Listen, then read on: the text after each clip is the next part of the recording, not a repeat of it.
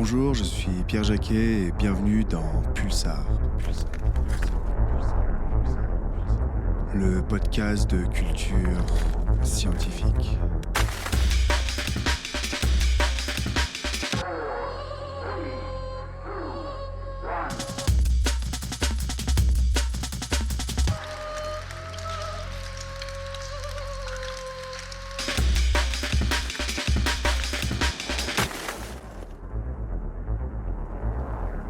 Prenez une grande respiration et réfléchissez à une chose que vous faites environ 22 000 fois par jour, sans même y penser. Vous l'avez peut-être deviné, 22 000, c'est le nombre moyen de respiration quotidien pour un adulte en bonne santé. Incolore, inodore, omniprésent, c'est une évidence pour tous, l'air que nous respirons est vital pour notre survie.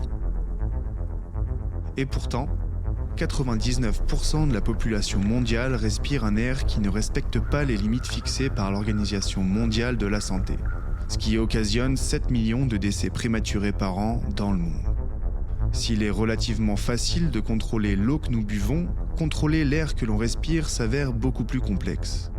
Pour faire la lumière sur cet enjeu de santé publique majeur, nous recevons Gaëlle Usu, directrice de recherche IRD à l'Institut des géosciences de l'environnement. Spécialiste de la qualité de l'air, elle et son équipe ont notamment développé un nouvel indicateur, le potentiel oxydant, qui permet d'évaluer de manière plus précise l'impact de la qualité de l'air sur notre santé. Peut-on contrôler l'air que l'on respire ? Un podcast produit et réalisé par l'Observatoire des sciences de l'univers de Grenoble. Bonjour Gaëlle. Bonjour Pierre. Alors, avant de rentrer dans le vif du sujet de la qualité de l'air, j'ai une question qui peut paraître un peu banale, mais qu'est-ce que l'on respire ? Eh bien, est-ce que tu vois une bouteille de 1,5 litre d'eau ? Ouais. Eh bien, si tu en prends 10 000, ça va représenter en volume 15 000 litres d'air. Et c'est ce volume que tous les jours, on va respirer, nous, en tant qu'êtres humains. Dans cet air, tu as du dioxygène, qu'on appelle aussi plus simplement de l'oxygène, et il est essentiel pour notre survie parce qu'il permet tout simplement à notre sang de transporter le gaz carbonique qu'on produit et qui doit être éliminé. Sans cet apport, on meurt tout simplement. Donc respirer, oui, c'est vraiment vital pour nous les êtres humains. Et donc l'air qu'on respire est composé uniquement de dioxygène ? Eh bien non, en fait, notre air, il est composé essentiellement d'azote, à 78%. Et le dioxygène, donc, qui nous est vital, lui, il est présent environ à 20%. Il faut en plus compter un cocktail d'autres gaz rares et puis certains gaz qui vont être parfois polluants, comme par exemple le dioxyde de soufre ou les oxydes d'azote. Et d'où est-ce qu'ils viennent, ces gaz polluants ? On va avoir des sources anthropiques, c'est-à-dire qui proviennent des activités humaines comme l'industrie, le trafic routier, les feux de cheminée. Mais il y a aussi des sources naturelles, comme le volcanisme ou alors des gaz émis par la végétation. Et ces deux types de sources vont se mélanger entre elles dans l'atmosphère une fois émises. Donc là, on parle de gaz polluants, mais on entend aussi souvent parler de pollution aux particules fines. Quelle est la différence ? Alors, premièrement, il faut déjà savoir que la plupart des sources de pollution vont produire à la fois des gaz, mais aussi ce qu'on appelle des particules fines. Alors, les particules fines, ce sont des particules si légères qu'elles peuvent rester en suspension dans l'air plusieurs jours. Et si elles flottent dans l'air, eh bien, on peut les respirer. Et parmi ces particules, il y en a qui sont plus nocives pour les poumons que d'autres. Quelle est la taille de ces particules fines ? Eh bien, ce sont des particules microscopiques, invisibles à l'œil nu. Et pour la réglementation, on les classe en 3 classes de taille. Alors, on parle des PM, Particulate Matter en anglais. Ça veut dire matière particulière en suspension dans l'air. Quand on parle de PM10, on parle des particules dont le diamètre est inférieur à 10 microns. Pour avoir une image, on dit que c'est 6 à 8 fois plus petit que l'épaisseur d'un cheveu. À l'intérieur de ces PM10, on a les PM2,5 lorsque leur diamètre est inférieur à 2,5 microns.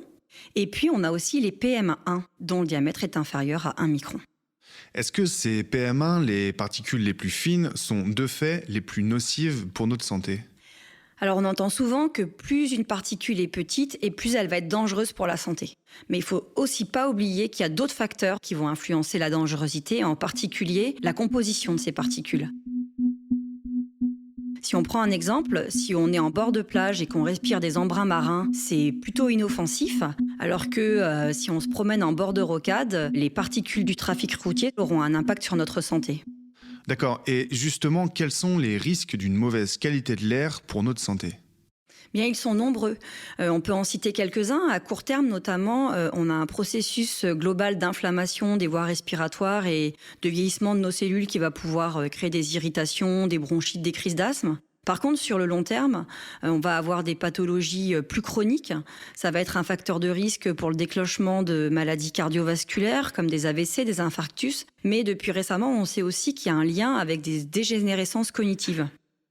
De façon plus globale, la mauvaise qualité de l'air, elle est responsable d'une perte d'espérance de vie d'environ 2,2 années au niveau mondial. Et on sait aussi que c'est 40 000 décès prématurés par an en France. Donc c'est quand même un très gros enjeu de santé publique. Est-ce qu'il y a également des risques pour l'environnement ? Alors oui, à différents niveaux. On peut prendre l'exemple des plantes où on va avoir des nécroses foliaires apparaître qui vont perturber leur croissance et puis les affaiblir en les rendant plus sensibles aux attaques parasitaires notamment. Et puis sur les écosystèmes, le fait qu'on ait trop de retombées d'azote dans le milieu, ça va le déséquilibrer. On va voir apparaître un déclin de certaines espèces pollinisatrices et d'autres espèces vont avoir du mal à se nourrir et à se reproduire. Ok, donc là on a fait le point sur les différents types de polluants que l'on peut trouver dans l'air, à savoir les gaz polluants mais aussi les particules fines polluantes. Maintenant, je vais prendre un cas pratique, je me lève le matin et je me prépare pour aller sur mon lieu de travail. Et là, je regarde par ma fenêtre, est-ce que je peux voir à l'œil nu ou sentir à l'odeur si la qualité de l'air est bonne ou pas ? Eh bien non, la plupart du temps, tu ne verras rien, Pierre. Ça peut arriver dans des contextes très très pollués, mais de façon générale, en France et en Europe, la pollution de l'air n'a ni d'odeur ni de couleur, et c'est bien tout là le problème. Et c'est pour ça aussi qu'on l'appelle le silent killer, le tueur silencieux. Mais du coup, cette pollution, puisqu'on ne peut ni la voir ni la sentir, comment est-ce qu'on peut la mesurer ? On a une surveillance systématique de la qualité de l'air qui a été rendue possible par la loi LOR depuis 1996 en France. Et ce suivi, il est opéré par des associations de la qualité de l'air qui vont nous donner des prévisions pour les jours à venir. Leurs prévisions, elles sont basées sur des modèles qu'on va appeler de chimie transport, qui vont combiner à la fois des cadastres d'émissions qui vont recenser les principales émissions des polluants recensés tout au long de l'année en France, un modèle de chimie qui va prendre en compte des réactions chimiques possibles entre différents polluants gazeux et particulaires, et puis un modèle de météo qui va intégrer les mécanismes complexes de transport et de transformation de ces polluants en fonction du temps à venir. Donc la qualité de l'air est contrôlée uniquement par un modèle numérique. Eh bien non, ce modèle, il est aussi corrigé par des mesures de la qualité de l'air effective qui vont se faire sur des stations réparties sur l'ensemble de notre territoire. Alors ces stations, elles vont être évidemment représentatives d'un certain type d'environnement. On va avoir des stations en bord de route, on va avoir des stations de fond urbain, on va avoir des stations de type rural. Et donc si on résume, toutes ces observations vont être injectées dans le modèle numérique pour prédire le bulletin du lendemain, mais aussi pour affiner le bulletin même du jour. Et est-ce qu'on peut considérer que globalement ce modèle est fiable ? Globalement, il est fiable. Après, il dépend aussi de la météo. Donc, on va avoir des fois des événements météorologiques très complexes à prédire. Et puis, on a aussi des difficultés dans certains environnements avec du relief pour prédire ce qui va réellement se passer. Et tous ces résultats sont publics, je suppose ? Alors oui, bien sûr, ces prévisions sont accessibles en temps réel sur des sites web des associations régionales de la qualité de l'air, mais aussi souvent, c'est présent sur les applications de mobilité de chaque métropole. D'accord, donc là je vais prendre un autre cas pratique. Je dois partir au travail, je m'informe sur la qualité de l'air sur le site Atmo-Aura puisque je suis à Grenoble et je vois que la qualité de l'air est mauvaise. Est-ce que je prends mon vélo quitte à faire marcher mes poumons à plein régime dans un air pollué ou est-ce que je prends ma voiture ?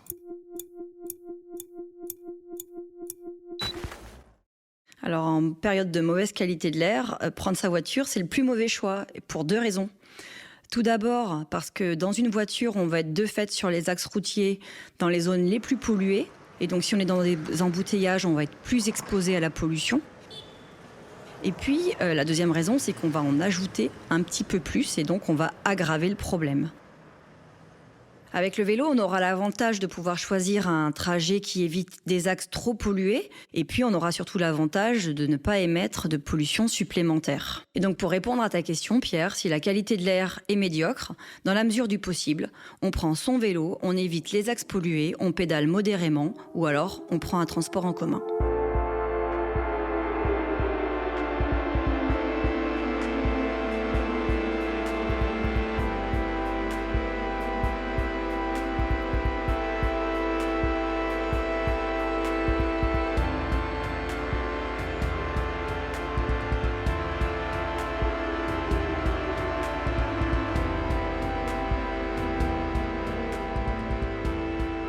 Gaël, une partie de ton travail consiste à mener une enquête pour identifier les sources de pollution que tu retrouves dans tes analyses. Comment est-ce que tu t'y prends ? Mais avec mes collègues, on utilise des traceurs. En fait, ce sont des sortes d'indices chimiques qu'on va retrouver dans nos analyses et qui nous permettent de remonter vers là où les sources de pollution émises. Alors comment on fait ? En fait, chaque source de pollution va être définie par une signature chimique. Et nous avons une sorte de catalogue de ces signatures chimiques pour les différentes sources de pollution pour pouvoir les identifier. Si je prends un exemple, si dans mon analyse du matin, je retrouve du lévoglucosan, eh bien, je sais que cette particule va provenir exclusivement de la combustion du bois et donc probablement de nos cheminées si on est en hiver. Et comment on obtient la signature chimique d'un polluant ? Alors pour ça, on va isoler une source de pollution en laboratoire dans des chambres atmosphériques. Et puis avec de nombreux instruments de mesure chimiques, on va pouvoir analyser la signature chimique de cette source, c'est-à-dire tout ce qu'elle émet. Et à l'intérieur de cette signature, eh bien, on va rechercher une molécule émise en très grande quantité. Et c'est elle qui va devenir le traceur de cette source de pollution. Et dans le cas où deux sources de pollution émettent en grande quantité la même molécule, comment est-ce qu'on fait pour les différencier ? Alors dans ce cas-là, ça se complique. On va utiliser une combinaison de traceurs issus de cette même signature chimique de la source polluante.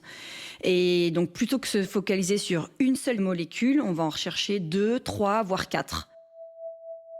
Si on prend l'exemple des particules émises par les freins et les pneus des voitures, bien dans les deux cas, en fait, on va avoir des métaux émis. Mais on sait aussi que les ratios de ces métaux ne vont pas être les mêmes entre les deux types d'émissions. Et puis, dans le cadre des pneus, on va pouvoir regarder en plus des molécules de benzothiazole qui viennent de la décomposition du caoutchouc. Donc, si on trouve des métaux plus des benzothiazoles, on sait que ce sera plus des particules issues des pneus. Ok, donc pour contrôler la qualité de l'air, on va contrôler l'ensemble de ces traceurs. Et pour faire ça sur tout le territoire français, par exemple, ça doit nécessiter beaucoup de stations de contrôle, je suppose. Oui, on en a 720 aujourd'hui en France, dans des lieux stratégiques et représentatifs des différentes qualités de l'air. Alors chaque station va être composée d'appareils de mesure très précis. Je dirais qu'une station, c'est au minimum 500 000 € d'investissement. Et grâce à tous ces appareils, on va pouvoir mesurer les polluants réglementaires comme l'ozone, les NOx, le dioxyde de soufre, les particules, mais aussi d'autres composés qui vont être non réglementaires pour le moment, comme le carbone suie, ou alors le fait de prélever des filtres pour aller ensuite analyser des composés chimiques qu'on ne peut pas détecter dans ces appareils de monitoring de routine. Ok, donc tu vas peut-être pouvoir répondre à une question que je me pose depuis longtemps. J'ai grandi dans la vallée de l'Arve, qui est connue pour avoir une qualité de l'air parfois très médiocre. Maintenant, je vis à Grenoble et j'ai toujours entendu ce débat autour des principales sources de pollution. Alors, qu'est-ce qui pollue le plus ? C'est le trafic routier, l'industrie ou les feux de cheminée ? Très bonne question, Pierre. Mais si on regarde en termes de quantité de particules, la combustion du bois émet clairement le plus de particules polluantes en hiver dans nos vallées alpines. Mais elles sont en baisse d'année en année, mais ça reste supérieur à plus que 30% sur l'année et on est à plus de 50% en hiver. C'est principalement dû aux vieilles cheminées ouvertes et aux vieux poêles à bois qui sont non performants. Et ensuite, toujours en termes de quantité, va venir le trafic routier. À Grenoble, on est de l'ordre de 10 à 15% de la quantité de particules sur l'année. Et puis, en tout bon dernier, on aura l'industrie qui représente à peine 1% de la quantité des particules dans l'air. Donc là, tu précises bien que les chiffres que tu donnes sont en termes de quantité de particules mesurées dans l'air. Et est-ce que ça fait écho à ce que tu as dit en début de podcast, c'est-à-dire que ce qui est important, c'est pas forcément le nombre de particules présentes dans l'air, mais plutôt leur dangerosité ? Et oui, toutes les particules ne se valent pas en termes de toxicité. Et c'est d'ailleurs pour ça que dans mon équipe, on développe un indicateur de la dangerosité des particules qu'on appelle le potentiel oxydant. Il va mesurer la capacité des particules à oxyder nos poumons lorsqu'on les respire, en prenant en compte la toxicité de chaque particule et sa quantité présente dans l'air respiré. Et donc, au-delà de la quantité de particules respirées, eh bien, cet indicateur va être aussi représentatif des dommages de stress oxydatif que les particules vont causer sur nos poumons lorsqu'on les respire.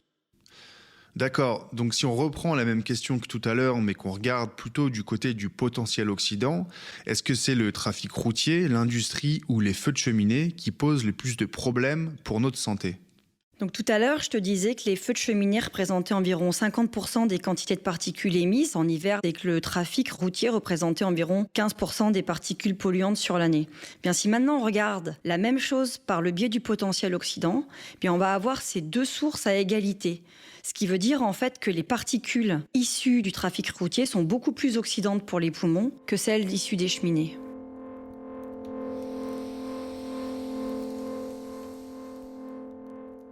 Et de manière plus générale, est-ce que toutes les particules nocives pour l'homme et la nature sont contrôlées ou est-ce que tu vois des trous dans la raquette ? Alors on a un ensemble de polluants contrôlés de façon historique et qu'on connaît bien, comme le dioxyde de soufre, les oxydes d'azote, les particules. Après, en termes de législation, on peut bien sûr trouver des manques. Au niveau de la législation européenne, par exemple, on a 4 métaux réglementés, mais il y en aurait potentiellement d'autres qui pourraient l'être. C'est la même chose pour les pesticides ou alors les HAP, les hydrocarbures, ou aussi les émissions diffuses, par exemple, des voitures. Après, il faut bien se dire qu'on connaît à peine 20% des polluants qui sont dans l'air, et que c'est un milieu très complexe. Et donc, on espère quand même connaître toutes les particules les plus polluantes, mais on ne peut pas vraiment l'affirmer. Et est-ce que tu vois des évolutions dans la législation et la réglementation pour combler ces manques ? Bien là, on est début 2023 et en ce moment, nos États membres européens sont en train de discuter de la prochaine réglementation européenne pour la qualité de l'air. On va voir une baisse significative de différents seuils pour différents polluants comme les particules ou les NOx. Nos États membres discutent aussi de l'implémentation de supersites instrumentés pour pouvoir suivre de nouveaux paramètres qui ont une incidence sur l'environnement ou la santé. Et donc, on devrait bientôt suivre les particules ultra-fines, l'ammoniac, le black carbone et aussi le potentiel oxydant sur une 50aine de sites en Europe. Ok, donc là on est à l'échelle européenne, mais est-ce qu'il y a des choses qu'on peut faire à l'échelle individuelle pour améliorer la qualité de l'air ? Alors on peut tous agir à notre niveau en prenant moins notre voiture, en changeant des vieilles cheminées, en ne brûlant pas ses déchets verts dans son jardin mais en les compostant. Et si on parle de la qualité de l'air intérieur, on peut éviter d'utiliser des détergents, des parfums d'ambiance. Et puis le plus important, c'est d'aérer ses pièces 15 minutes par jour au minimum. C'est vrai qu'on parle souvent de la qualité de l'air extérieur, mais étant la plupart du temps à l'intérieur, surtout en hiver, est-ce qu'il y a un lien entre la qualité de l'air extérieur et la qualité de l'air intérieur ? Oui, les deux sont complètement liés. Les polluants extérieurs peuvent pénétrer à l'intérieur et s'ajouter aux polluants spécifiques de l'air intérieur, comme les émissions des cuissons, les produits ménagers, les émissions des meubles, et vice-versa. Et donc, qu'est-ce qu'on peut faire pour avoir une bonne qualité de l'air intérieur ? Donc on le disait tout à l'heure, aérer en premier lieu, ne pas fumer à l'intérieur, acheter des meubles de seconde main, utiliser des peintures sans émission de composés organiques volatiles, utiliser des poêles étanches, limiter les produits d'entretien avec des parfums, ne pas mettre d'encens. D'accord, alors maintenant je vais te poser une question sur un sujet plutôt d'actualité. Est-ce que les gaz polluants nocifs pour l'homme sont les mêmes que ceux qui sont responsables du réchauffement climatique en cours ? Eh bien non, parce que les principaux gaz à effet de serre, comme le méthane ou le CO2, ne vont pas nous irriter les poumons. Par contre, ce qu'il faut se rappeler, c'est que nos polluants atmosphériques et ces gaz à effet de serre vont être émis par les mêmes sources de pollution, et ceci en même temps. Donc finalement, si on agit au jour le jour pour la qualité de l'air, on lutte aussi contre le réchauffement climatique. Pour finir sur une touche un peu plus personnelle, Gaëlle, qu'est-ce qui t'anime dans ton métier de chercheuse ? Mon fils de 10 ans, il aime bien dire que sa maman, elle prend l'air. Alors finalement, c'est vrai au sens propre et au sens figuré. Je mets l'air en boîte pour découvrir tous ses secrets. Alors d'une façon plus globale, je dirais que je suis très curieuse et que, en fait, cette atmosphère, on a envie de percer ses secrets, de rendre visible l'invisible. Et finalement, un des moteurs principaux, c'est de se dire que ces études, elles pourront servir à avoir des réglementations plus efficaces pour avoir une meilleure qualité de l'air à l'avenir pour nos enfants. Ça, c'est sûr que ça nous fait lever le matin. Merci Gaëlle. Merci Pierre.